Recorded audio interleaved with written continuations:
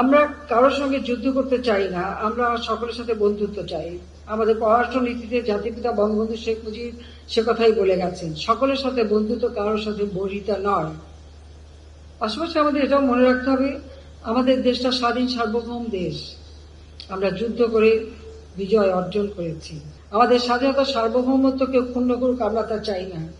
আমরা বন্ধুত্ব নিয়ে চলতে চাই, কিন্তু আমাদের দেশের স্বাধীনতা সার্বভৌমত্ব রক্ষায় যা যা করণীয় সেটা আমাদের জান কবুল, আমরা তা করব। এটাই আমাদের সবসময় মনে রাখতে হবে।